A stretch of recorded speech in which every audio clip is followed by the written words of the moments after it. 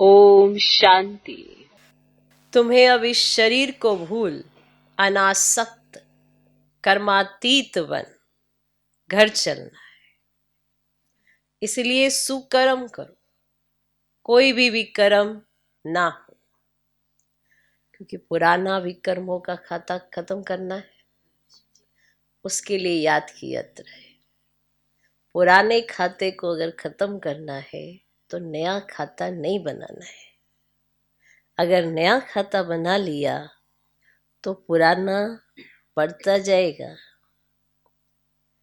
तो अगर कुछ भी पुराना खत्म करना होता है तो नया खाता नहीं बनाना, माना विकर्म नहीं करने हैं। हर कर्म बाप की याद में करेंगे, श्रीमत परमान करेंगे तो सुकर्म होंगे। अगर कहीं भी रावण की मत पर, रावण के कहे पर 5 विकारों के वशीभूत होकर कोई भी कर्म किया तो वो विकर्म कहलाएगा।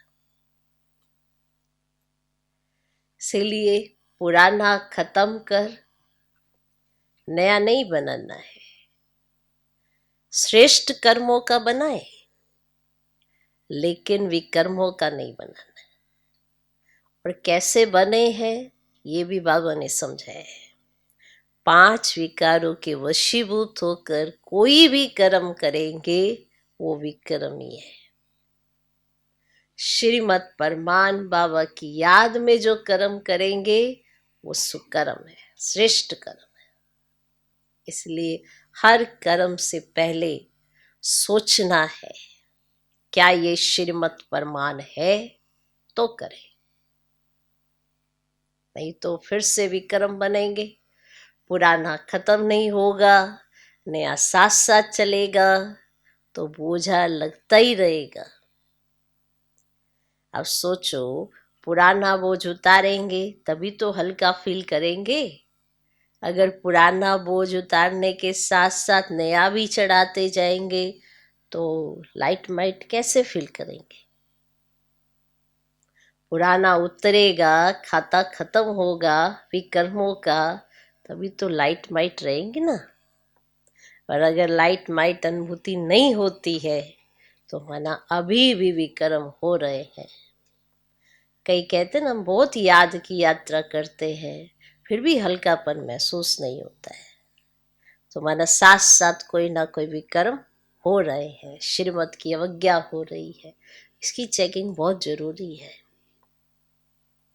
हमें घर जाना है, कर्मातीत अवस्था को पाना है, तो इस शरीर को भूल जाना है। अनासक्त होकर कर्मातीत बनकर ही घर जाना है। इसीलिए अटेंशन देना पड़ेगा कि हमसे सुकर्म ही हो। ध्यान देना होगा कि नहीं होगा?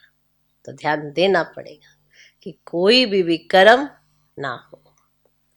मोटी मोटी बातें समझते, किसी को दुख नहीं देना, किसी को बुरा भला नहीं कहना, लेकिन यहाँ तो गहरी गहरी बात समझाई है, गुये गुये बात समझाई बाबा ने कि जो भी कर्म 5 विकारों के वशीभूत होकर, माना 5 विकारों के प्रभाव में आकर किए जाते हैं वो विकर्म ही बनते हैं। और जो श्रीमत परमान कर्म किए जाते हैं वो सुकर्म बनते हैं।